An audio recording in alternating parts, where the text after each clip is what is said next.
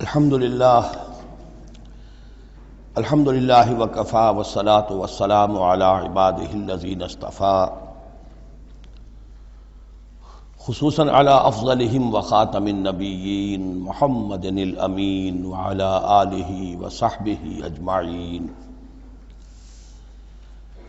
اما بعد فقد قال اللہ تبارک وتعالی کما ورد فی سورۃ النساء اعوذ باللہ من الشیطان الرجیم بسم اللہ الرحمن الرحیم یا ایہا الناس اتقوا ربکم الذی خلقکم من نفس واحدۃ وخلق منها زوجها وبث منہما رجالا کثیرا ونساء واتقوا اللہ الذی تساءلون به والارحام ان اللہ کان علیکم رقیبا صدق اللہ العظیم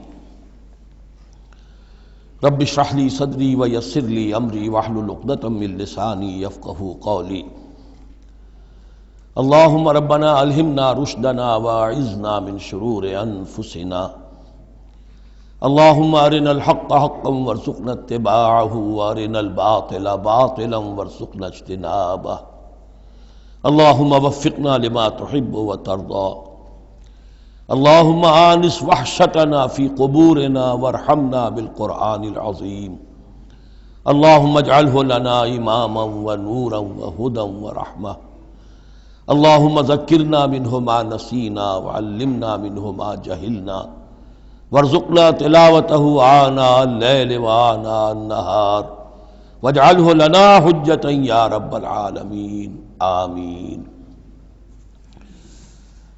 آج ہم اللہ کا نام لے کر سورہ نساء کا ترجمہ اور مختصر تشریح شروع کر رہے ہیں۔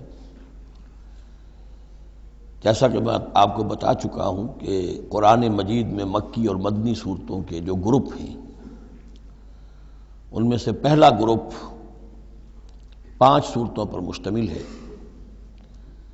مکی صورت صرف سورہ فاتحہ ہے، حجم میں بہت چھوٹی، معنی میں، مفہوم میں، عظمت میں، فضیلت میں بہت بڑی۔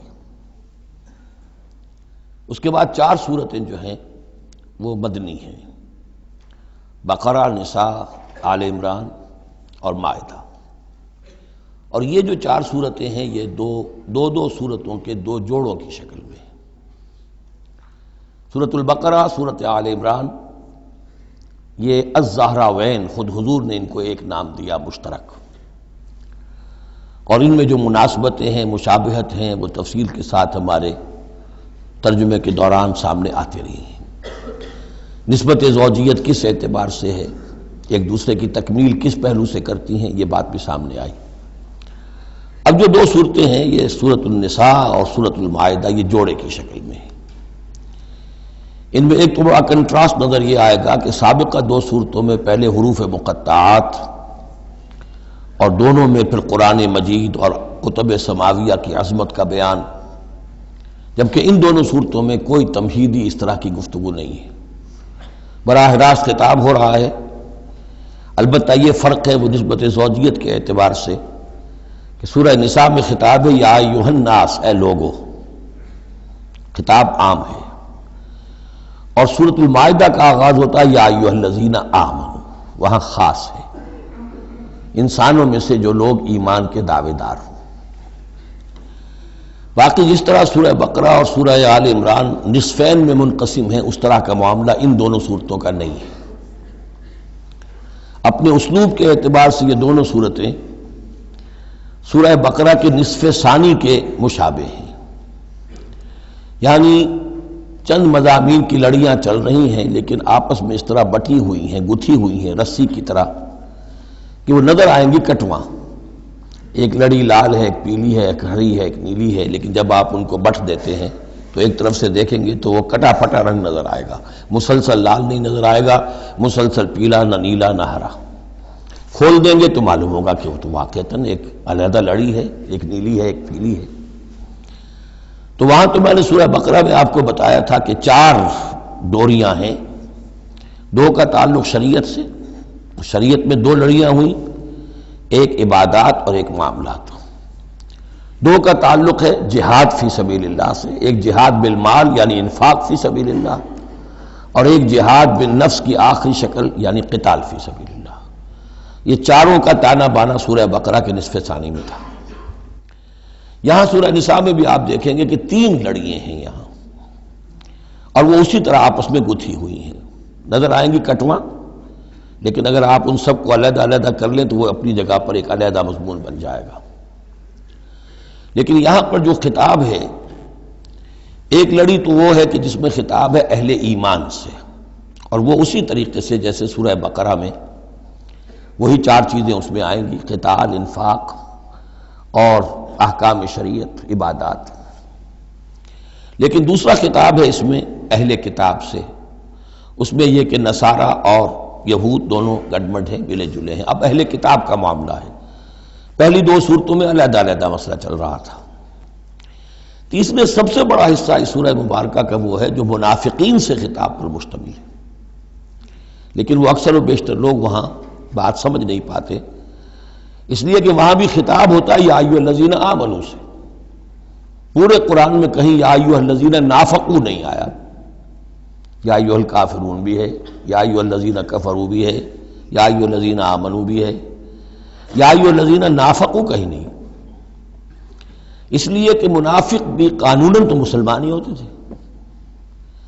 تو اصل میں یہ بڑی گہری نظر کی ضرورت ہے کہ یہ پہچانا جائے کہ یہاں یا ایھا الذین آمنوا مومنین صادقین کی طرف روح سخن ہے یا منافقین کی طرف ہے. اگر یہ فرق نہ کیا جائے تو بڑی غلط فہمی ہو جاتی ہے بعض مقامات پر. مثلا سورہ توبہ کے بعض مقامات ہیں: یا ایھا الذین آمنوا ما لکم اذا قیل لکم انفروا فی سبیل اللہ ثاقلتم الی الارض. اہل ایمان تمہیں کیا ہو گیا جب تمہیں کہا جاتا ہے اللہ کی راہ میں نکلو تو تم بوجھل ہو جاتے ہو، زمین میں دھنسے جاتے ہو. تو اس سے ایک عام سوء ظن پیدا ہو سکتا ہے کہ شاید یہ عام مسلمانوں کا مسئلہ تھا. یہ عام مسلمانوں کا مسئلہ نہیں تھا، یہ منافقین کا مسئلہ تھا. روح سخن وہاں منافقین کی طرف ہے. مومنین صادقین تو ہر وقت اس کے لیے آمادہ رہتے تھے کھلے دل کے ساتھ کہ واپس نہیں پھیرا کوئی فرمان جنوں کا، تنہا نہیں لوٹی کبھی آواز جرس کی. وہ تو تیار ہر وقت. تو اصل میں یہ دیکھنا ہوتا ہے کہ کس آیت میں رخ کس کی طرف ہے. اس اعتبار سے یہ سورہ مبارک کا اہم ترین ہے. لیکن سورہ بقرہ میں تو پورے میں لفظ نفاق آیا ہی نہیں.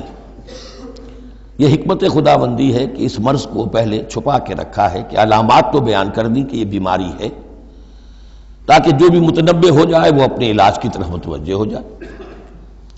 لیکن یہ کہ جو لوگ نہیں متوجہ ہوئے، معلوم ہوا کہ اب ان کو تھوڑا سا نمایاں کرنا ضروری ہے، بات قریاں کر کے کرنی پڑے گی.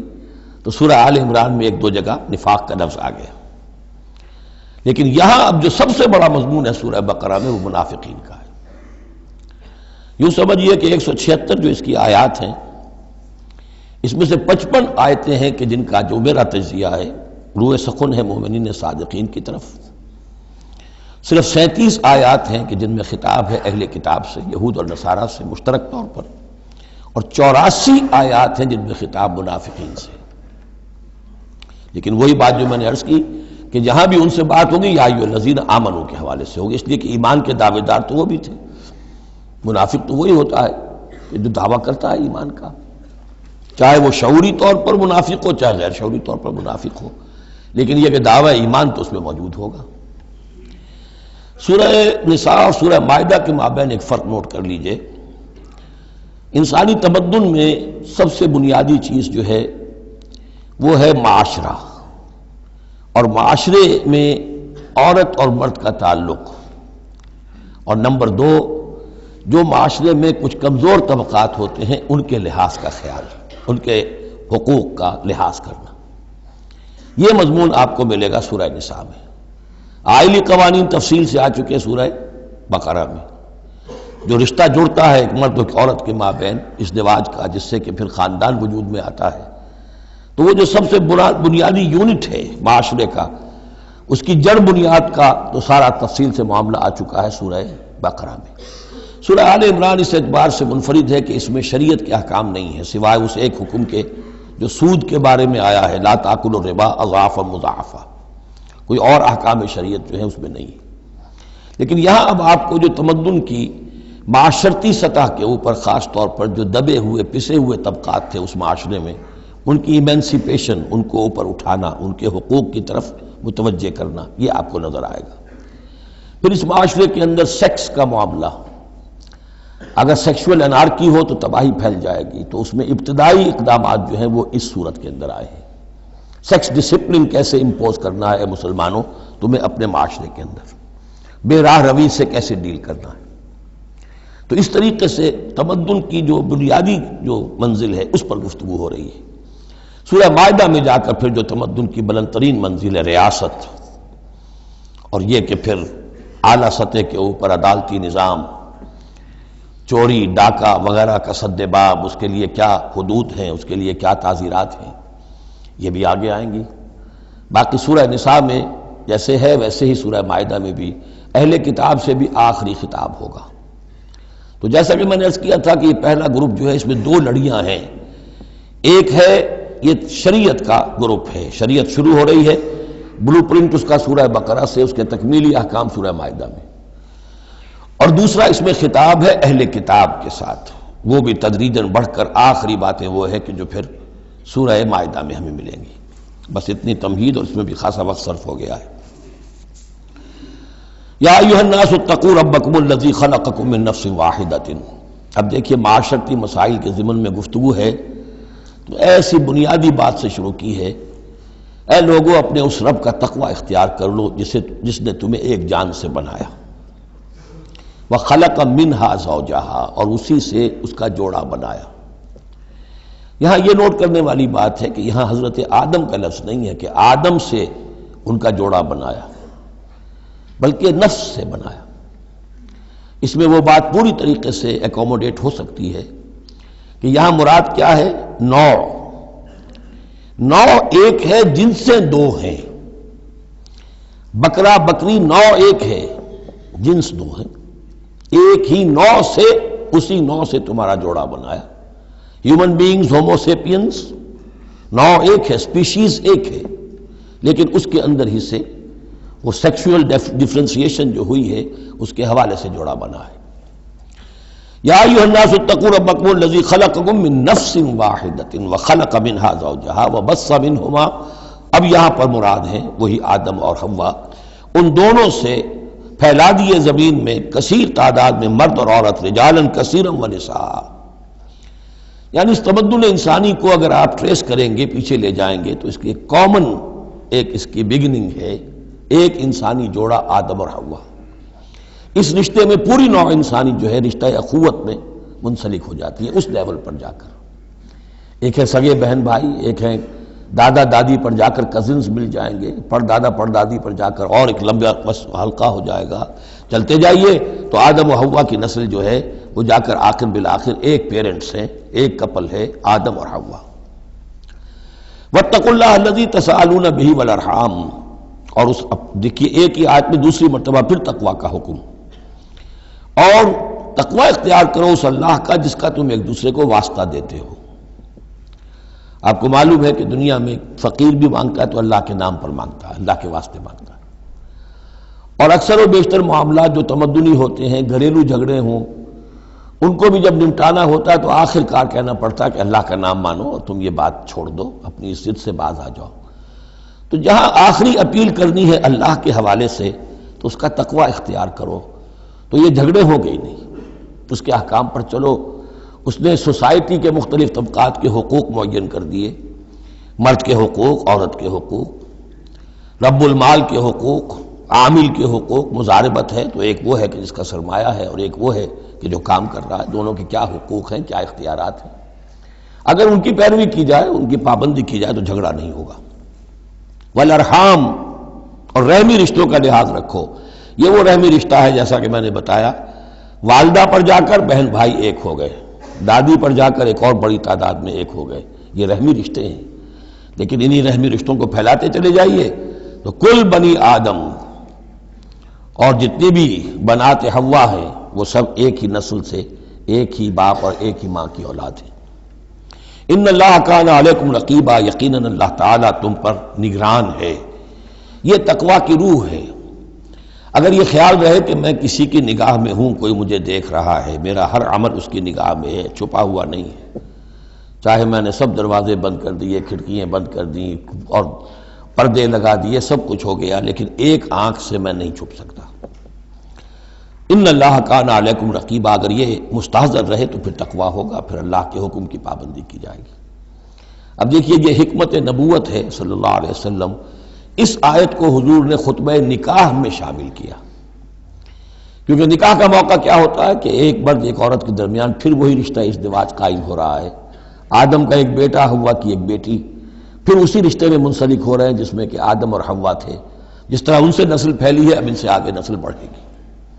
لیکن یہ کہ اس پورے معاشرتی معاملے میں، خاندانی معاملات میں، عائلی معاملات میں، جیسے سورہ بقرہ میں ہم نے دیکھا کتنی مرتبہ واتقوا اللہ واتقوا اللہ واتقوا اللہ، تقویٰ نہیں ہوگا تو پھر خالی قانون جو ہے اس کے اندر وہ تاثیر نہیں ہوا کرتی۔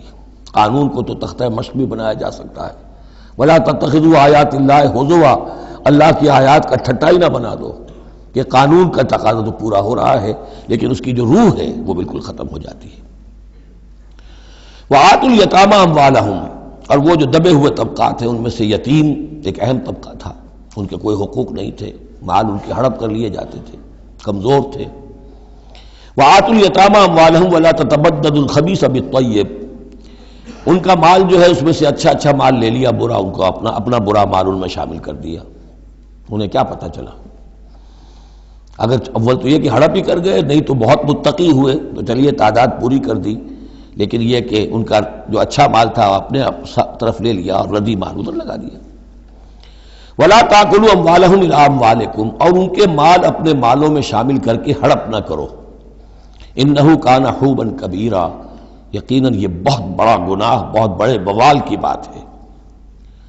وَإِنْ خِفْتُمْ أَلَّا تُقْسِطُوا فِي الْيَتَامَىٰ، اور اگر تمہیں اندیشہ ہو کہ تم یتیم بچیوں کے بارے میں انصاف نہیں کر سکو گے، یعنی یتیم ایک تو لڑکا ہوا، چلیے اس کی ایک زندگی ہے، ایک خاص حد کو پہنچنے کے بعد وہ ایک انڈیپینڈنٹ لائف اختیار کر لے گا۔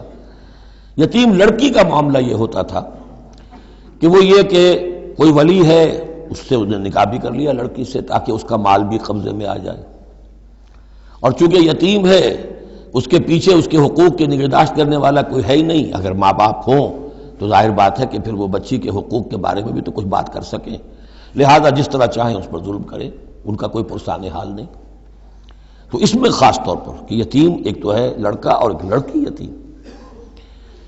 وَآتُوا الْيَتَامَىٰ، اسے منکرین سنت نے، منکرین حدیث نے اس آیت کو مختلف طریقے سے وہ تعبیر کیا ہے، لیکن وہ میں یہاں اس وقت بیان نہیں کر سکتا۔ جو مفہوم میں صحیح سمجھتا ہوں، جو سلف سے چلا آ رہا ہے، جو حضرت عائشہ صدیقہ رضی اللہ تعالی عنہا سے مروی ہے، تو میں وہی بات بیان کر رہا ہوں۔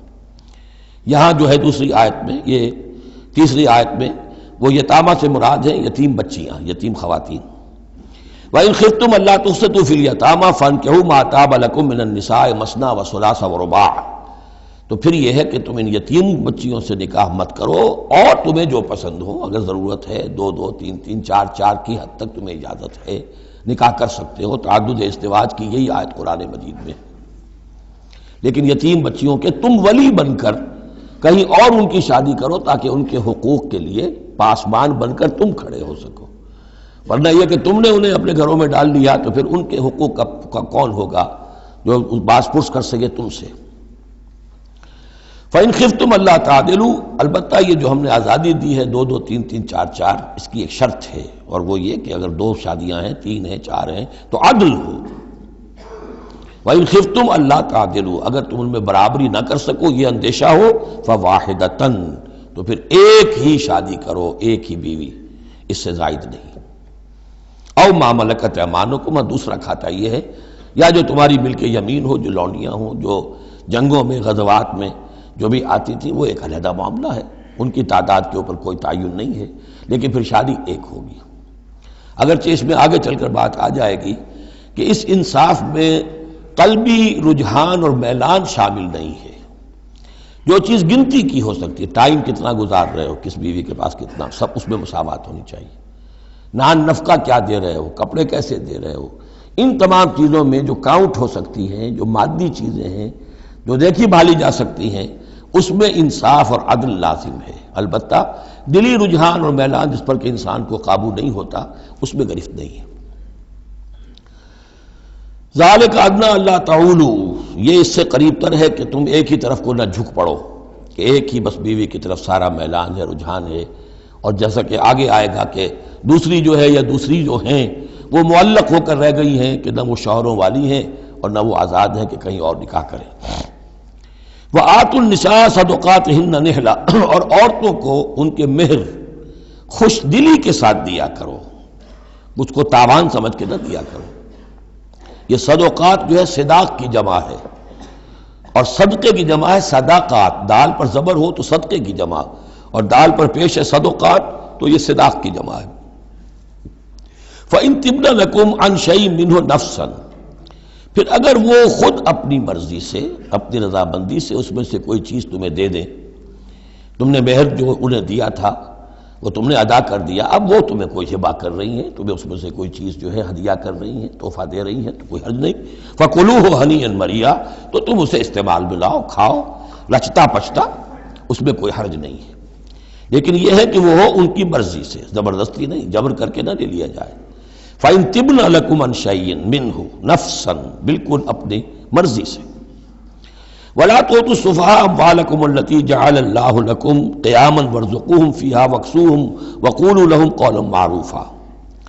اب ایک معاشرے میں طبقہ ایسا بھی ہوتا ہے سفہاء، بچہ ہے ابھی اس کو سمجھ نہیں ہے یا آوارہ ہو گیا ہے، باپ مال بہت چھوڑ گیا ہے، اب وہ مال اڑا رہا ہے. تو یہاں پہ تصور دیا گیا کہ اس میں معاشرتی سطح پر روک تھام ہونی چاہیے. یہ نہیں کہ میرا مال ہے میں جیسے خرچ کروں. تو اموالکم کہا گیا، یہ اصل میں ایک معاشرے کی ایک مشترک سی چیز ہے، مشترک بہبود کے لیے ہے.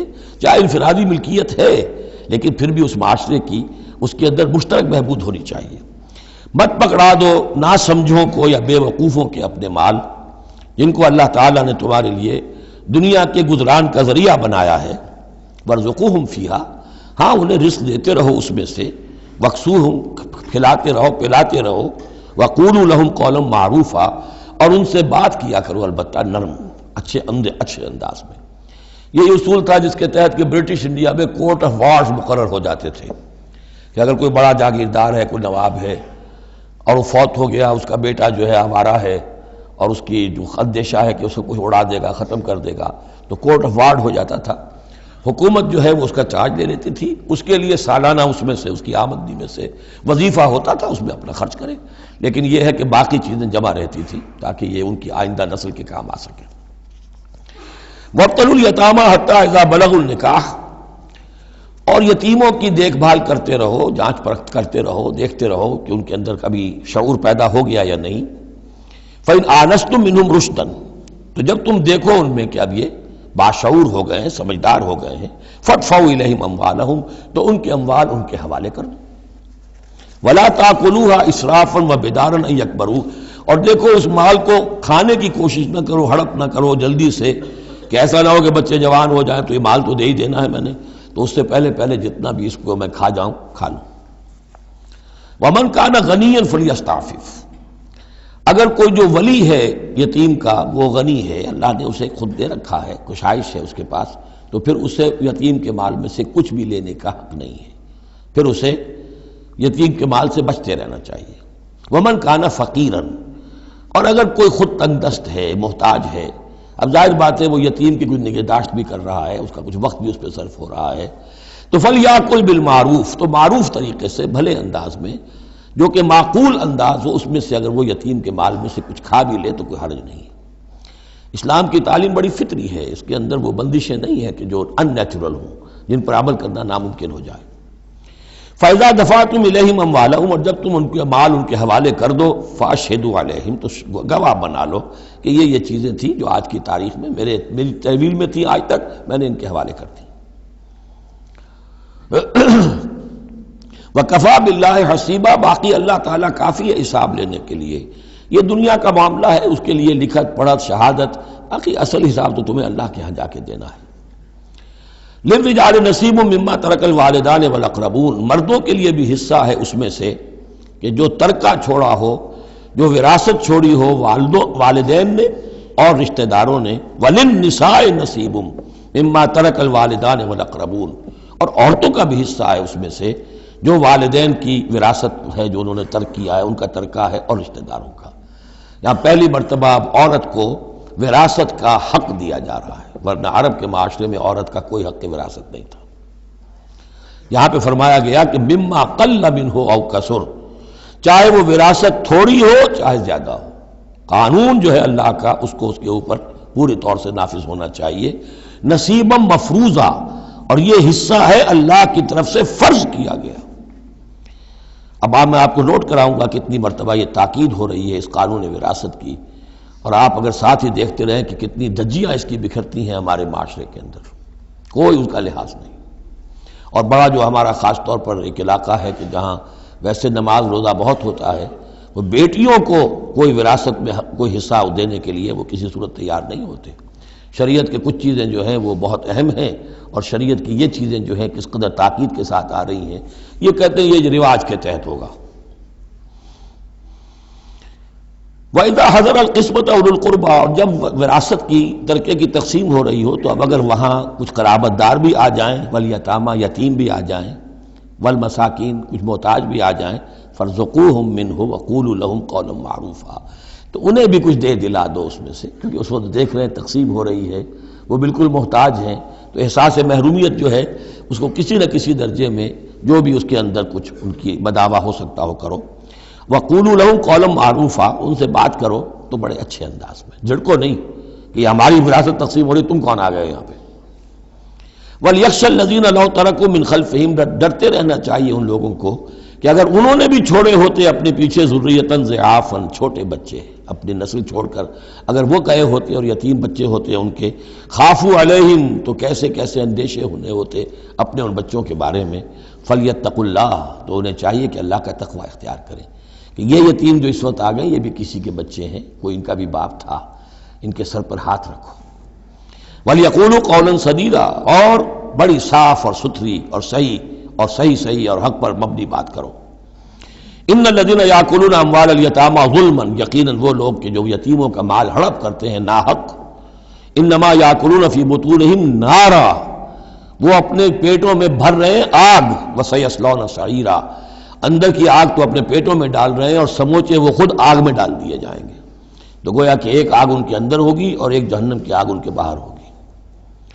یہ 10 آیتیں بڑی جامع ہیں، اور جس طریقے سے کہ سوسائٹی کے جو پسماندہ طبقات تھے ایک ایک کا خیال کر کے جس باریک بینی سے حکمت کے ساتھ احکام دیے جا رہے ہیں۔ اب اس کے بعد جو رکوع ہے یہ بڑا مختصر ہے، آیتیں 4 ہیں لیکن ایک قیامت مضمر ہے، ان میں یہ اعجاز ہے۔ 4 آیتوں کے اندر اسلام کا پورا قانون وراثت جس پہ پوری جلدیں لکھی گئی ہیں، جامعیت کی انتہا ہے۔ یوصیکم اللہ فی اولادکم، اللہ تعالیٰ تمہیں وصیت کرتا ہے تمہاری اولاد کے بارے میں، للذکر مثل حظ الانثیین، لڑکے کے لیے حصہ ہے 2 لڑکیوں کے برابر۔ فإن كن نساء فوق اثنتین فلہن ثلث ما ترک، اور اگر صرف بیٹیاں ہی بیٹیاں ہوں اور 2 یا 2 سے زائد ہوں تو ان کو 2/3 میں حصہ ملے گا۔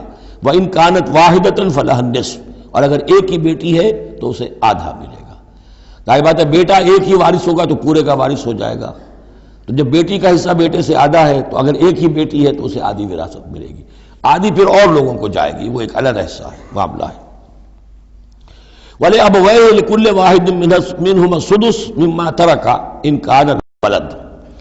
اب یہ وراثت میں ایک تو ہے نیچے وراثت بیٹا بیٹی، اور ایک ہے اوپر والد والدین، جب اب وہ بھی زندہ ہے، فوت ہوا ہے کوئی شخص، اس کے والدین یا والد یا والدہ دونوں میں سے کوئی ایک زندہ ہے، ان کا بھی حصہ ہے۔ وَلِأَبْوَيْهِ لِكُلِّ وَاحِدٍ مِّنْهُمَا، اس کے والدین کے لیے ہر ایک کے لیے ان میں سے چھٹا حصہ ہے اس کے ترکے میں سے، مما ترک ان کان لہو ولد، اگر اس کی اولاد ہے۔ ایک شخص لاولد مر گیا ہے تو اور بات ہوگی، اولاد ہے تو چھٹا یعنی 1/3 حصہ والدین کو چلا گیا، 2/3 جو ہے اولاد میں تقسیم ہوگا۔ فَإِن لَّمْ يَكُن لَّهُ وَلَدٌ، اور اگر اس کی اولاد ہے ہی نہیں، لاولد فوت ہو رہا ہے، وَوَرِثَهُ أَبَوَاهُ، اور اس کے وارث اس کے والدین ہی ہیں، فَلِأُمِّهِ الثُّلُثُ، تو ماں کو 1/3 اور باپ کو 2/3، وہی وہ مرد کا باپ ماں سے عورت سے دگنا ہو جائے گا۔ فَإِن كَانَ لَهُ إِخْوَةٌ، اور اگر اس کے بہن بھائی ہو فلأمہ السدس من بعد وصیۃ یوصی بہا او دین، تو پھر ماں کا حصہ جو ہے وہ پھر اور کم ہو جائے گا، چھٹا حصہ رہ جائے گا سلس کی بجائے، تاکہ باپ کی طرف سے تو پھر بھائیوں کو وراثت جا سکے گی اس کے، لیکن ساتھ فرما دیا من بعد وصیۃ یوصی بہا او دین، وراثت کی تقسیم سے پہلے دو کام کر لینے ہوں گے کہ اگر کوئی وصیت کی ہے اس وصیت کو پورا کیا جائے، اگر کوئی دین ہے جو فوت ہوا ہے اس پر کوئی قرض ہے وہ ادا کیا جائے، پھر جو ہے وراثت ادا ہوگی۔ من بعد وصیۃ یوصی بہا او دین آباؤکم وابناؤکم لا تدرون ایہم اقرب لکم نفعا، تمہارے باپ یا تمہارے بیٹے تم نہیں جانتے کہ ان میں سے کون تمہارے لیے زیادہ نافع ہے، زیادہ قریب ہے نفع کے اعتبار سے۔ فریضۃ من اللہ، یہ تم اپنی عقلوں کو چھوڑو، اللہ کی طرف سے یہ فرض ہے، فریضۃ من اللہ۔ یعنی آدمی سمجھے میرے بوڑھے والدین ہیں، خام خواہ ان کے لیے حصہ کائے کو رکھ دیا ہے، کھا پی چکے، زندگی گزار چکے، اب وراثت تو ملنی چاہیے اولاد کو، بیٹا بیٹی کو نہیں۔ اللہ کا حکم مانو، آباؤکم وابناؤکم لا تدرون ایہم اقرب لکم نفعا فریضۃ من اللہ ان اللہ کان علیما حکیما، یقیناً اللہ تعالی علیم اور حکیم ہے، اس کا کوئی حکم علم اور حکمت سے خالی نہیں۔ وَلَكُمْ نِصْفُ مَا تَرَكَ أَزْوَاجُكُمْ إِن لَّمْ يَكُن لَّهُنَّ وَلَدٌ، اور تمہارا حصہ تمہاری بیویوں کے ترکے میں سے آدھا ہے اگر ان کے کوئی اولاد نہ ہو، بیوی فوت ہو رہی ہے اور اس کے کوئی اولاد نہیں ہے تو جو کچھ چھوڑ رہی ہے اس میں سے نصف جو ہے شوہر کا ہو جائے گا، باقی نصف جو ہے وہ بیوی کے بھائیوں وغیرہ کو جائے گا، لیکن شوہر کا نصف ہو گیا۔ فَإِن كَانَ لَهُنَّ وَلَدٌ، اور اگر اس کے اولاد ہے فَلَكُمُ الرُّبُعُ مِمَّا تَرَكْنَا، پھر تمہارے لیے چوتھائی حصہ ہوگا اس میں کہ جو اس نے چھوڑا ہے، باقی تین چوتھائی اس کی اولاد میں تقسیم ہو جائے گا۔ من بعد وصیۃ یوصین بہا او دین، اور یہ بھی ہوگا وصیت کی ایگزیکیوشن کے بعد، اور اگر کوئی قرض ہے تو اس کی ادائیگی کے بعد۔ وَلَهُنَّ الرُّبُعُ مِمَّا تَرَكْتُمْ، اور جو کچھ تم چھوڑو، مرد شوہر فوت ہو گیا ہے تو اس کی وراثت میں سے بیویوں کا حصہ ہے چوتھا، ان لم یکن لکم ولد، اگر تمہارے کو اولاد نہیں ہے۔ فَإِن كَانَ لَكُمْ وَلَدٌ، اور اگر تمہارے اولاد ہے فَلَهُنَّ الثُّمُنُ مِمَّا تَرَكْتُمْ مِن بَعْدِ وَصِيَّةٍ تُوصُونَ بِهَا أَوْ دَيْنٍ، تو پھر تو ان کے لیے آٹھواں حصہ ہے۔ اگر تمہارے لیے اولاد ہے تو تمہاری بیوی کے لیے پھر آٹھواں حصہ ہے تمہارے ترکے میں سے، من بعد وصیۃ توصون بہا او دین، اس وصیت کو تکمیل کے بعد جو تم نے کی ہو یا قرض جو تمہارے ذمے ہو ادا کرنے کے بعد۔ وَإِن كَانَ رَجُلٌ يُورَثُ كَلَالَةً، اور اگر کوئی شخص جس کی وراثت جو ہے تقسیم ہو رہی ہے کلالہ تھا، او امراتن، یا کوئی عورت بھی کلالہ ہو سکتی ہے۔ یہ کلالہ کون ہوتی ہے؟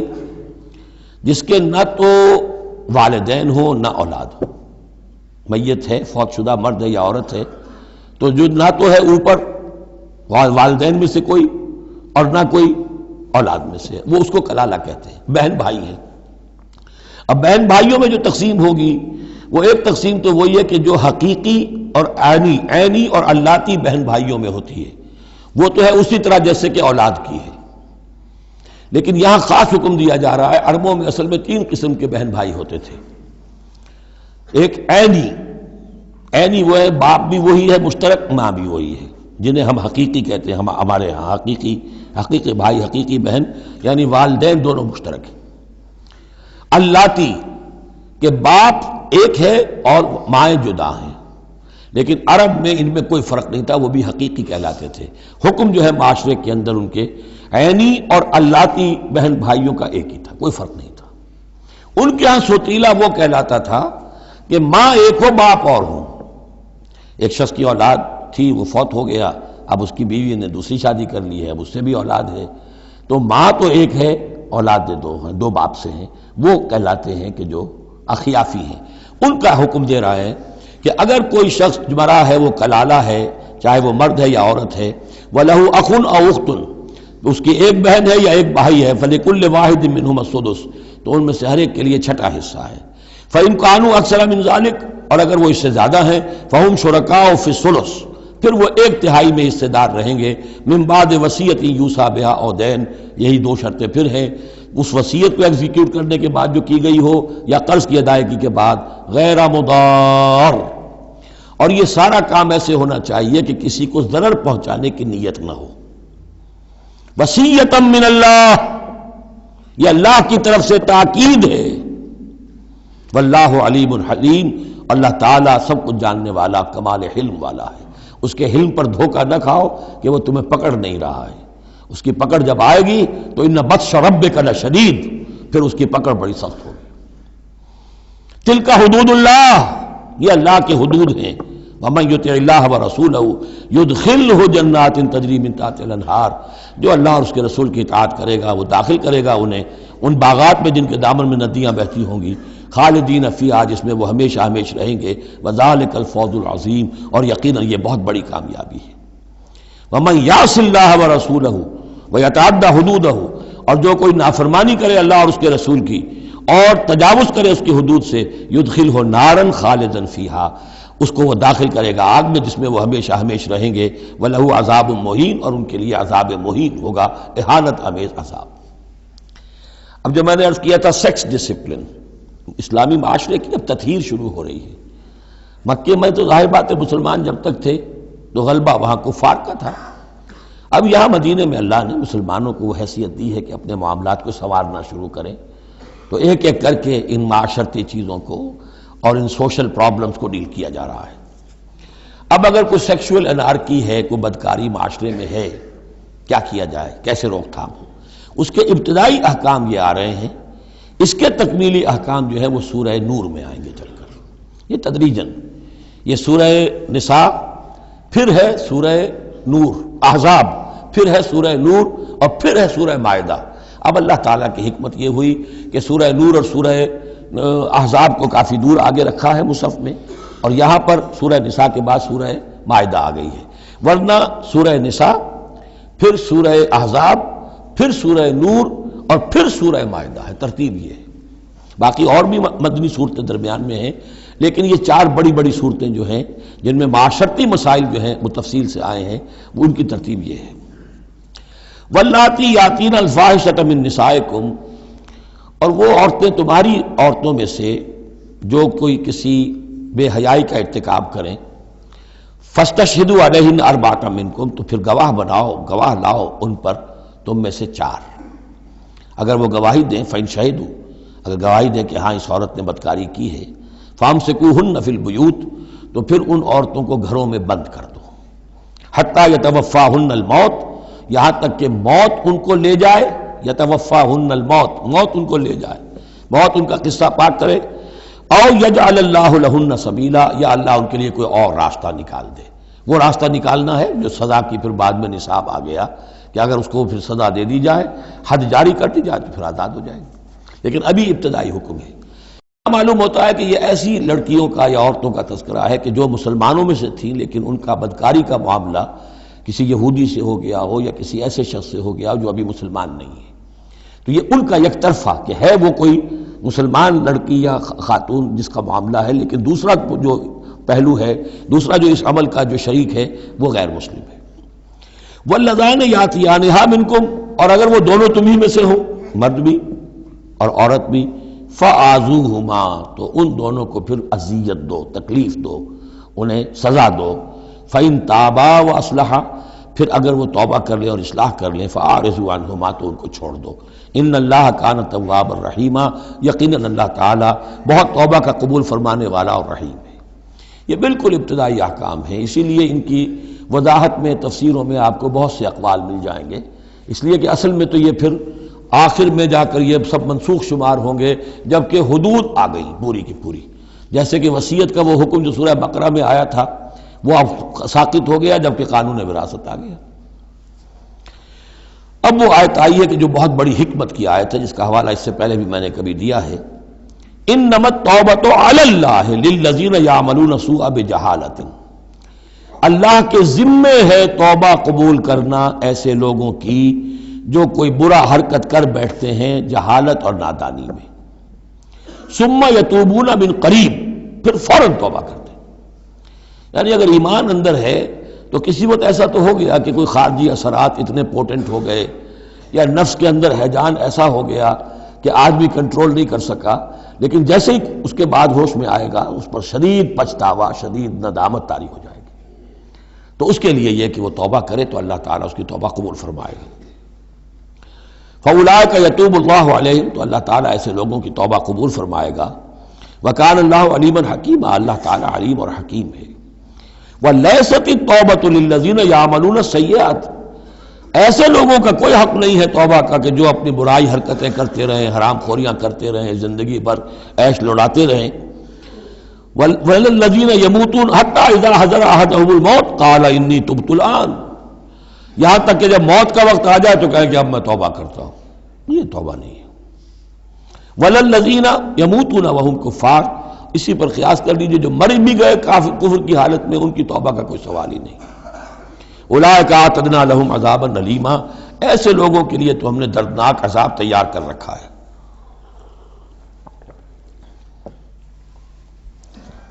یا ایھا الذین آمنوا لا یحل لکم ان ترثوا النساء کرہا، اے ایمان تمہارے لیے جائز نہیں ہے کہ تم عورتوں کو زبردستی وراثت میں لے لو. یہ بھی اس عورتوں کے طبقے پر جو شدید ظلم ہوتا تھا، کیونکہ پالیگیمی عام تھی. ایک شخص ہے، فوت ہوا ہے، 4 ہے، 5 بیویاں ہیں. اب فرض کیجئے کہ جو بیٹا ہے بڑا، جو وارث بن گیا ہے، اب باقی اس کی حقیقی ماں تو ایک ہی ہے، باقی سوتیلی مائیں وہ ان کو وراثت میں لے لیتا تھا کہ میرے قبضے میں رہیں گی یہ، بلکہ ان سے شادیاں بھی کر لیتے تھے، بغیر شادی اپنے گھروں میں ڈالے رکھتے تھے. یا پھر یہ کہ اختیار اپنے ہاتھ میں رکھ کر ان کی شادی کہیں کرتے تھے تو خود مہر لیتے تھے. اس طرح کے معاملات کرتے تھے، عورتوں کے ساتھ یہ ظلم ہوتے تھے. یا ایھا الذین آمنوا لا یحل لکم ان ترثوا النساء کرہا، اہل ایمان تمہارے لیے جائز نہیں ہے کہ تم عورتوں کے وارث بن بیٹھو زبردستی. ولا تعضلوہن لتذهبوا ببعض ما آتیتموہن، اور نہ تمہارے لیے یہ جائز ہے کہ تم ان کا راستہ روک کے رکھو انہیں، تاکہ تم واپس لے لو ان سے جو کچھ کہ تم نے انہیں دیا ہے. اب نکاح کیا تھا اس وقت تو بڑے چاؤ تھے اور لاڈ تھے اور کیا کیا دے دیا تھا، اور اب جو ہے اس سے وہ واپس ہتھیانے کے لیے طرح طرح کے ہتھ کنڈے استعمال ہو رہے ہیں. انہیں تنگ کیا جا رہا ہے، ٹارچر کیا جا رہا ہے، ذہنی طور پر تکلیف پہنچائی جا رہی.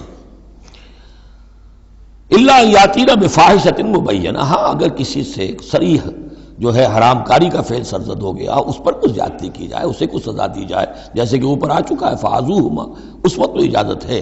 اس کے بغیر جو ہے کسی کے اوپر زیادتی کرنا، خاص طور پر اگر نیت یہ ہے کہ میں اس سے اپنا مہر واپس لے لوں.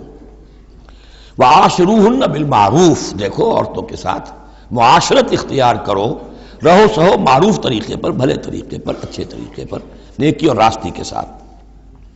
فَإِن كَرِهْتُمُوهُنَّ فَعَسَىٰ أَن تَكْرَهُوا شَيْئًا وَيَجْعَلُ اللَّهُ فِيهِ خَيْرًا كَثِيرًا، تو اور اگر تمہیں کسی وجہ سے اب وہ ناپسند ہو گئی ہے، انہیں پسند نہیں کرتے تم، تو ہو سکتا ہے کہ کسی شے کو تم ناپسند کرو، درا حال ہے کہ اللہ نے اسی میں تمہارے لیے خیر کثیر رکھ دیا. پتہ نہیں ایک عورت جو ہے کسی ایک اعتبار سے آپ کے دل سے اتر گئی ہے، طبیعت کا میلان نہیں رہا ہے، اس میں اور کون کون سی خوبیاں ہیں، کس اعتبار سے آپ کے لیے وہ خیر کا ذریعہ بنتی ہے، تو اللہ کے حوالے کرو اس معاملے کو، لیکن ان کے ساتھ رکھو معاشرت صحیح، ان کے حقوق ادا کرتے ہوئے. ہاں اگر معاملہ ایسا ہو گیا ہے کہ ساتھ رہنا ممکن نہیں ہے تو طلاق کا راستہ کھلا ہے. شریعت اسلامی نے اس میں کوئی تنگی نہیں رکھی ہے. یہ کرسچینٹی کی طرح کا کوئی غیر معقول نظام نہیں ہے کہ طلاق ہو ہی نہیں سکتی. وہاں یہ ہے کہ طلاق کا راستہ کھلا ہے. وَإِنْ أَرَدْتُمْ اسْتِبْدَالَ زَوْجٍ مَكَانَ زَوْجٍ، اور اگر تم نے فیصلہ ہی کر لیا ہو کہ ایک بیوی کی جگہ کوئی دوسری بیوی لانی ہے، وَآتَيْتُمْ إِحْدَاهُنَّ قِنْطَارًا، اور ان میں سے کسی ایک کو تم نے ڈھیروں مال دیا ہو، فَلَا تَأْخُذُوهُ مِنْهُ شَيْئًا فَلَا تَأْخُذُوا مِنْهُ شَيْئًا، اس میں سے کوئی شے واپس نہیں لے سکتے. جو مہر دیا تھا وہ ان کا ہے، اب اس میں سے کچھ واپس نہیں لے سکتے. أَتَأْخُذُونَهُ بُهْتَانًا وَإِثْمًا مُبِينًا، کیا تم لوگے وہ مہر واپس ان سے ناحق اور صریح گناہ کے طور پر؟ وَكَيْفَ تَأْخُذُونَهُ، کچھ عقل کے ناخن لو، کچھ شعور اور کچھ شرافت کا ثبوت دو، کیسے ان سے وہ مال تم واپس لینا چاہتے ہو؟ وَقَدْ أَفْضَىٰ بَعْضُكُمْ إِلَىٰ بَعْضٍ، جبکہ تم ایک دوسرے سے مل چکے ہو، تمہارے مابین انتہائی قریبی رشتہ جو بھی ہو سکتا ہے دنیا کا وہ قائم ہو چکا ہے.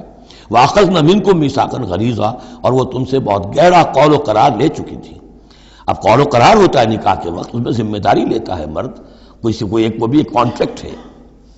وَلَا تَنكِحُوا مَا نَكَحَ آبَاؤُكُم مِّنَ النِّسَاءِ إِلَّا مَا قَدْ سَلَفَ، اور جو تمہاری والد، جو تمہارے آباؤ نے، تمہارے باپوں نے جن سے نکاح کیا ہو ان سے تم نکاح مت کرو. جو میں نے کہا تھا نا کہ جو سوتیلی مائیں ہوتی تھیں ان کو وہ اپنے نکاح کر کے گھر میں ڈال لیا یا بغیر نکاح کے ڈال لیا. یہ نکاح وہاں بھی اس معاشرے میں بھی اس کو کہتے تھے نکاح مقت، بہت ہی برا نکاح ہے. فطرت انسانی تو اباح کرتی ہے لیکن رواج ان کا تھا. یہاں قرآن مجید نے آ کر اس کا جو ہے سختی کے ساتھ سدباب کیا. وَلَا تَنكِحُوا مَا نَكَحَ آبَاؤُكُمْ، جن عورتوں سے نکاح کیا ہو تمہارے باپوں نے ان سے نکاح نہ کرو. من النساء الا ما قد سلف، سوائے اس کے کہ جو ہو چکا. انہ کان فاحشۃ ومقتا، یقیناً یہ بڑی بے حیائی کی بات ہے اور اللہ تعالیٰ کے غضب کو بھڑکانے والی ہے. وساء سبیلا، اور بہت ہی برا راستہ ہے. اب یہ طویل آیت آ رہی ہے جس میں محرمات ابدیہ کا بیان ہے کہ کن رشتوں میں نکاح کا معاملہ نہیں ہو سکتا. ایک مرد کن کن اپنی خواتین رشتہ داروں سے شادی نہیں کر سکتا. حرمت علیکم امہاتکم، حرام کر دی گئی تم پر تمہاری مائیں. نمبر 1. وبناتکم، تمہاری بیٹیاں. واخواتکم، اور تمہاری بہنیں. وعماتکم، اور تمہاری پھوپھیاں. وخالاتکم، اور تمہاری خالائیں. وبنات الاخ، اور بھائی کی بیٹیاں یعنی بھتیجیاں. وبنات الاخت، اور بہن کی بیٹیاں یعنی بھانجیاں. وامہاتکم اللاتی ارضعنکم، اور تمہاری وہ مائیں جنہوں نے تمہیں دودھ پلایا ہے. واخواتکم من الرضاعۃ، اور تمہاری دودھ پلانے والیوں کی بیٹیاں کہ جو تمہارے اب بہن بن گئی ہیں رضاعی. وامہات نسائکم، اور تمہاری بیویوں کی مائیں یعنی ساس جن کو ہم کہتے ہیں خوش دامن.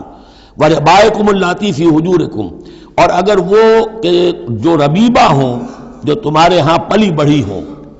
من نسائکم اللاتی دخلتم بہن، ربیبہ ربیب اس کو کہتے ہیں کہ ایک عورت کے پہلے کوئی اولاد تھی، آپ نے ان سے شادی کی ہے تو وہ اولاد بھی ساتھ لے آئی ہے. اب وہ آپ کی بیٹے بیٹیاں ہی ہو گئی آپ کی، لیکن وہ آپ کے حقیقی بیٹے بیٹیاں نہیں، ربیب کہلاتے، ربیب اور ربیبہ.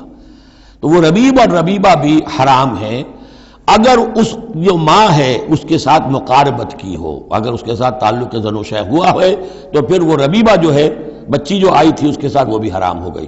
لیکن اگر کسی وجہ سے بغیر اس کے کہ ان کے ساتھ کوئی جنسی تعلق ہو طلاق ہو جائے تو پھر اس ربیبہ کے ساتھ نکاح ہو سکتا ہے. وَرَبَائِبُكُمُ اللَّاتِي فِي حُجُورِكُم مِّن نِّسَائِكُمُ اللَّاتِي دَخَلْتُم بِهِنَّ، جن سے تم نے صحبت کی ہو ان کی جو بیٹیاں ہیں سابقہ شوہروں سے وہ حرام ہیں. فَإِن لَّمْ تَكُونُوا دَخَلْتُم بِهِنَّ، اور اگر تم نے ان سے صحبت نہ کی ہو فَلَا جُنَاحَ عَلَيْكُمْ، تو پھر کوئی حرج نہیں ہے. وَحَلَائِلُ أَبْنَائِكُمْ، اور تمہارے بیٹوں کی عورتیں یعنی بیٹوں کی بیویاں، بہو جن کو ہم کہتے ہیں تمہاری بہویں. الَّذِينَ مِنْ أَصْلَابِكُمْ، لیکن بیٹے وہ جو تمہارے اپنے صلب سے ہوں، اپنے صلبی بیٹے، منہ بولے بیٹے کا معاملہ نہیں ہے. وَأَن تَجْمَعُوا بَيْنَ الْأُخْتَيْنِ، اور یہ بھی تم پر حرام کیا گیا ہمیشہ کے لیے کہ بیک وقت دو بہنوں کو جمع کرو ایک نکاح میں. الا ما قد سلف، سوائے اس کے کہ جو ہو چکا. ان اللہ کان غفور الرحیم، یقیناً اللہ غفور الرحیم. جو ہو گیا پہلے کا، اس کو تو گڑھے مردے اکھاڑے نہیں جا سکتے، لیکن آئندہ کے لیے یہ محرمات ابدیہ ہیں.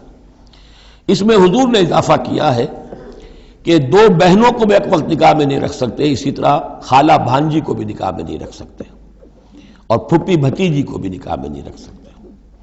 یہ محرمات ابدیہ ہیں کہ جن کے ساتھ کسی حال میں کسی وقت شادی نہیں ہو سکتی. اب ہے وہ محرمات جو عارضی ہیں. والمحصنات من النساء، وہ عورتیں جو کسی اور کے نکاح میں ہیں. اب یہ اس وجہ سے کہ وہ اس کے نکاح میں ہے آپ پر حرام ہے. ہاں اگر وہ طلاق دے دے پھر آپ شادی کر سکیں گے اس سے، لیکن یہ کہ اس کے اوپر جو حرمت ہے اس کی وہ حرمت ابدی اس نوع کی نہیں ہے جو اس آیت میں جو بیانات ہوئی، بلکہ یہ کہ وہ تو کسی اور کے نکاح میں ہونے کی. محصنات، حصن کہتے ہیں قلعے کو، جو قلعے میں ہیں، پہلے ہی ایک خاندان کے قلعے کے اندر ہیں وہ اور شوہر والیاں ہیں. الا ما ملکت ایمانکم، سوائے یہ کہ ان میں سے کوئی تمہارے ہاں کنیز بن کر آ جائے. اب ظاہر بات ہے جنگ ہوئی ہے، وہ عورتیں جو ہیں مشرک مردوں کی بیویاں ہیں، وہ لونڈیاں بن کے آ گئی ہیں، تو اگرچہ وہ بیویاں ہیں مشرکوں کی، محصنات ہیں اس معنی میں، لیکن وہ لونڈی کی حیثیت سے آپ کے لیے جائز ہوں گی. کتاب اللہ علیکم، یہ اللہ کی کتاب ہے، حکم ہے، فرض ہے تمہارے اوپر. وَإِلَّا لَكُمْ مَا وَرَاءَ ذَلِكُمْ، اب اس کے علاوہ تمہارے لیے تمام عورتیں حلال ہیں. تو آپ نے دیکھا کہ کتنی تھوڑی سی تعداد میں عورتیں ہوئیں کہ جن سے نکاح حرام ہوا، باقی کثیر تعداد.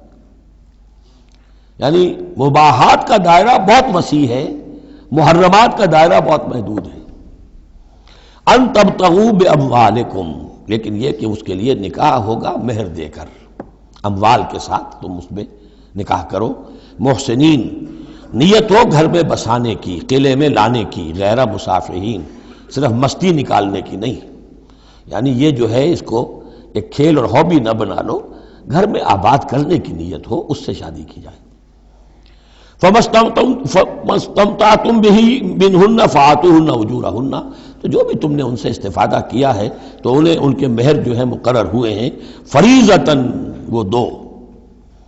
وَلَا جُنَاحَ عَلَيْكُمْ فِي مَا تَرَاضَيْتُمْ بِهِ مِنْ بَعْدِ الْفَرِيضَةِ، اس میں کوئی حرج نہیں ہے کہ کسی مہر کے مقرر ہونے کے بعد اگر باہمی رضامندی سے اس میں کوئی کمی بیشی ہو جائے۔ ان اللہ کان علیما حکیما، یقیناً اللہ تعالی علیم ہے اور حکیم ہے۔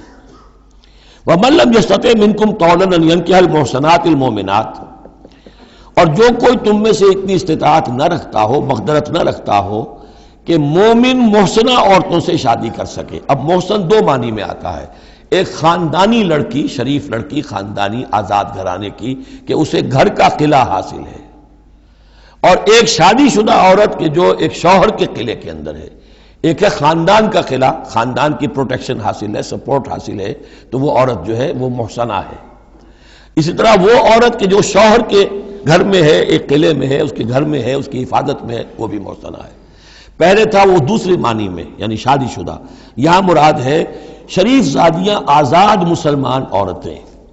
اب ظاہر بات ہے آزاد مسلمان عورتوں کا تو مہر ادا کرنا پڑے گا، اس حوالے سے اب کوئی بیچارہ مفلس ہے، نہیں دے سکتا ہے تو کیا کرے۔ وَمَن لَّمْ يَسْتَطِعْ مِنكُمْ طَوْلًا أَن يَنكِحَ الْمُحْصَنَاتِ الْمُؤْمِنَاتِ فَمِمَّا مَلَكَتْ أَيْمَانُكُمْ، تو جو لونیاں ہیں ان سے نکاح کر لو، من فتياتكم المؤمنات، جو تمہاری مومن جو لونڈیاں ہوں، فانکحوا واللہ اعلم بایمانکم، باقی یہ کہ کون مومن ہے اور نہیں ہے یہ اللہ بہتر جانتا ہے۔ مراد یہ ہے کہ جو بھی قانونی اعتبار سے مسلمان ہیں، جس کے تم ایک دوسرے کو مسلمان سمجھتے ہو، بعضکم من بعض، تم سب ایک دوسرے ہی میں سے ہو، فانکحوہن باذن اہلہن، تو ان سے تم نکاح کرو ان کے مالکوں کی اجازت سے۔ اب ظاہر بات ہے وہ لونڈی ہے زید کی، تو زید اس سے جنسی تعلق قائم کر سکتا ہے، لیکن یہاں اب ایک شخص اس سے اجازت لے رہا ہے کہ میں آپ کی اس لونڈی سے نکاح کرنا چاہتا ہوں۔ اگر اجازت دے دی اب زید کا تعلق منقطع ہو جائے گا، اب وہ اس لونڈی اس کی اس اعتبار سے اس کے کام میں نہیں آ سکتی، بلکہ وہ اب منقوہ ہو جائے گی ایک مسلمان کی، اس لیے باذن اہلہن۔ اور اس میں پیش نظر رکھیے کہ ایک معاشرہ تھا، بالفعل یہ شکلیں تھیں، یہ نہیں کہا جا رہا یہ شکلیں پیدا کرو۔ اصل بات کیا ہے کہ جو معاشرہ تھا جس میں کہ قرآن نے اصلاح کا عمل شروع کیا ہے، تو اس میں کیا کیا صورتحال تھی، کس کس اعتبار سے اس میں بہتری پیدا کی گئی تدریجاً۔ فانکحوہن باذن اہلہن وآتوہن اجورہن بالمعروف، انہیں بھی ان کے جو مہر ہیں تھوڑے ہوں گے، وہ دو معروف طریقے پر دو۔ محسنات غیر مصافحات، ان سے بھی جو تعلق ہے یہ نکاح کا ہوگا تو نیت ہونی چاہیے گھر میں بسانے کی، محض مستی نکالنے کی اور شہوت رانی کی وہ نیت نہ ہو۔ ولا متخذات اخدان، اور نہ ہی کوئی چوری چھپی کی دوستیاں اور یاریاں ہوں، یہ نہیں، کھلم کھلا نکاح ہو، معلوم ہو کہ فلاں کی لونڈی ہے۔ جیسے حضرت سمیہ رضی اللہ تعالی عنہ، یہ ابو جہل کا چچا تھا، ایک شریف انسان تھا، اس کی لونڈی تھی۔ پھر جب یہ یاسر آئے ہیں یمن سے اور آباد ہوئے مکے میں، تو انہوں نے اس کے ابو جہل کے چچا سے اجازت لے کر اور ان کی لونڈی سمیہ سے شادی کی ہے۔ ان سے پھر حضرت عمار ہوئے، عمار ابن یاسر اور عمار کی والدہ سمیہ رضی اللہ تعالی عنہم، یہ تین کا ایک کنبہ تھا۔ وہ شریف آدمی مر گیا تو پھر ابو جہل جو ہے اس کو اختیار ہو گیا ان پر، اس نے پھر جو پرسیکیوٹ کیا ہے وہ آپ کو معلوم ہے، اس خاندان کو بدترین جو ایذائیں دی گئی ہیں وہ اس خاندان کو دی گئی۔ فَإِذَا أُحْصِنَّ، پھر جب وہ قید نکاح میں آ جائیں، فَإِنْ أَتَيْنَ بِفَاحِشَةٍ، پھر اگر وہ کوئی غلط کام کریں، اگر کوئی وہ جو ہے بے حیائی کا کام کریں، فَعَلَيْهِنَّ نِصْفُ مَا عَلَى الْمُحْصَنَاتِ، تو انہیں آدھی سزا دی جائے گی اس کی کہ جو شادی شدوں کو دی جائے گی۔ اب یہ جو ہے چونکہ ابتدائی احکامات ہیں، ابھی تک تو رجم کا حکم آیا ہی نہیں ہے، ابھی تک 100 کوڑوں کا حکم بھی نہیں آیا ہے، ابھی تو یہ تھا آزوہما، تو کوئی بھی انہوں نے اپنا طریقہ مقرر کر لیا ہے کہ اتنا کچھ ہم ماریں گے، تو اس میں البتہ ذہن میں رکھا جائے کہ اس میں یہ ہے کہ جو یہ لونڈی ہے منکوحہ، اس کو اگر سزا دینی ہے اسی طرح کے جرم کی تو اس کی سزا بھی عادی ہوگی، اس لیے کہ ایک شریف خاندان کی عورت جس سے پروٹیکشن حاصل ہو اس کا معاملہ اور ہے، اور ایک اس بیچاری غریب یعنی اس کا لونڈی کا معاملہ اور ہے۔ ذالک لمن خشی العنۃ منکم، یہ رعایت بھی کہ مسلمان لونیوں سے نکاح کر لو، یہ بھی تمہارے لیے، تم میں سے ان لوگوں کے لیے ہے کہ جنہیں اندیشہ ہو فتنے میں پڑنے کا، جو اپنی شہوت اور جنسی جذبے کو روک نہ سکتے ہو، کہ اگر ان کے لیے نکاح کی کوئی شکل نہیں بنتی ہے تو ہو نہ جائے کہ کہیں کسی غلط کام میں وہ ملوث ہو جائیں، ورنہ یہ کہ وان تصبروا، اگر تم صبر کرو تو چونکہ عام طور پر جو باندیاں تھیں ان کا کردار اونچا نہیں تھا اس معاشرے میں، تو بہتر یہ ہے کہ ان سے نکاح کرنے سے تم بچو اور تعفف کرو، اس میں بہتری ہے۔ وان تصبروا خیر لکم، اور اگر تم صبر کرو تو یہ تمہارے حق میں بہتر ہے۔ واللہ غفور الرحیم، اللہ غفور الرحیم ہے۔ یرید اللہ لیبین لکم، اب یہ چونکہ کچھ احکام آ رہے ہیں تو ایک فلسفے کی باتیں آ رہی ہیں اب چند۔ بسا اوقات ایسا ہوتا ہے کہ احکام کو انسان اپنے اوپر بوجھ سمجھنے لگتا ہے، یہ کرو یہ نہ کرو، یہ کرو یہ نہ کرو، تو آدمی کی طبیعت ہے، فطرت ہے، یہ بات سے محسوس کرتا ہے۔ بلکہ عیسائی تو میں نے ایک مرتبہ 1970 میں تقریر سنی تھی، کرسمس گزاری تھی لندن میں، تو انہوں نے کہا تھا کہ شریعت لعنت ہے، خواہ ایک انسان کو یہ حرام ہے، یہ حرام ہے، یہ حرام ہے، رک نہیں سکا ہے، اب دل اس کا میلا ہو جائے گا، گلٹی کانشنس ہو جائے گا، گلٹی کانشنس سے اس کے اندر جو ہے وہ نیگیٹو سائیکالوجی ڈیولپ ہونی شروع ہو جائے گی۔ یہ ساری گندگی کہاں سے پیدا ہوئی کہ آپ نے حرام حلال کا فلسفہ چھیڑ، سب حلال کرو چھٹی ہو جائے گی۔ تو ایسے ایسے فلسفے بھی دنیا میں ہیں، اور یہ میں نے تقریر سنی 1970 میں لندن میں کرسمس کے دنوں میں۔ یرید اللہ لیبین لکم، اللہ تعالیٰ چاہتا ہے کہ تمہارے لیے ان چیزوں کو واضح کر دے۔ وَيَهْدِيَكُمْ سُنَنَ الَّذِينَ مِن قَبْلِكُمْ، اور تمہیں ہدایت دے ان راستوں کی کہ جو تم سے پہلے کے لوگوں کے تھے۔ وَيَتُوبَ عَلَيْكُمْ، اب اس میں دونوں طرف جائے گا، پہلے کے نیکوکار بھی تھے، پہلوں کے بدکار بھی تھے۔ نیکوکاروں کا راستہ تم اختیار کرو، صراط الذین انعمت علیہم، اور دوسرے راستوں سے تم بچ سکو۔ وَيَتُوبَ عَلَيْهِمْ، علیکم، اللہ چاہتا ہے تمہارے اوپر، تم پر عنایت فرمائے۔ واللہ علیم الحکیم، اللہ تعالیٰ سب کچھ جاننے والا، کمال حکمت والا ہے۔ واللہ یرید ان یتوب علیکم، دوبارہ پھر وہی، اللہ چاہتا ہے تم پر مہربانی فرمائے۔ ویرید الذین یتبعون الشہوات، اور وہ لوگ کہ جو شہوات کی پیروی کرتے ہیں وہ چاہتے ہیں ان تمیلوا میلا عظیما، کہ تم تو ایک طرف غلط راستے سے دور تک تمہارا جو ہے رجحان ہو جائے اور ادھر ہی تم بھٹکتے چلے جاؤ۔ آج جو بھی ہے عورت کی آزادی کی بنیاد پر، ایمانسیپیشن کی بنیاد پر، یہ ساری چیزیں جو ہو رہا ہے، ویمن لب ہے، یہ سب کا سب در حقیقت ان حدود اور قیود کو توڑ کر، اور سارا یہ جنسی جو ہے انارکی پھیلانے کا ایک سازش ہے جو دنیا میں چل رہی ہے۔ یرید اللہ ان یخفف عنکم، تم یہ نہ سمجھو کہ بوجھ ڈال رہا اللہ تم پر، اللہ تم پر تخفیف چاہتا ہے۔ جب تم ان چیزوں پر عمل نہیں کرو گے، معاشرے میں بدگمانیاں پھیلیں گی، فساد ہوگا، گندگیاں ہوں گی، جھگڑے ہوں گے، بدگمانیاں ہوں گی، یہ سارا کچھ ہوگا، تو اللہ تو تمہارے لیے آسانی چاہتا ہے۔ وَخُلِقَ الْإِنسَانُ ضَعِيفًا، اور انسان پیدا کیا گیا ہے کمزور، اس کے اندر کمزوری کے پہلو بھی ہے۔ جہاں بہت اونچا پہلو ہے، روح ربانی پھونکی گئی ہے، وہاں یہ نفس بھی تو اس کے اندر ہے، اور اس کے اندر جو ہے ضعف کے پہلو موجود ہیں۔ یا ایھا الذین آمنوا لا تاکلوا اموالکم بینکم بالباطل، اہل ایمان اپنے مال آپس میں باطل طریقے سے ہڑپ نہ کرو، الا ان تکون تجارتا عن تراض، سوائے اس کے کہ تجارت ہو تراض منکم، تمہاری باہمی رضامندی سے۔ یہ جوتا ہے 200 روپے کا ہے، آپ کو منظور ہے 200 دیجئے، جوتا لے لیجئے، یہ آپ کی باہمی رضامندی سے سودا ہے، وہ ہو گیا۔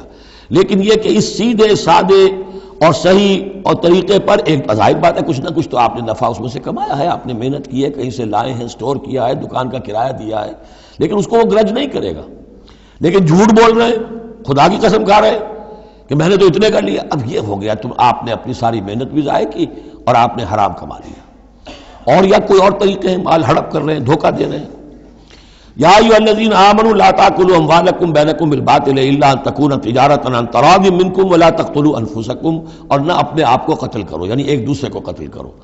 تمدن کی جڑ دو چیزوں پر ہے، احترام جان، احترام مال۔ میرے لیے آپ کا مال محترم ہے، آپ کی جان محترم ہے، میں اسے کوئی گدن نہ پہنچاؤں۔ آپ کے لیے میرا مال، میری جان، میرا جسم محترم ہے، اسے کوئی گدن نہ پہنچائے۔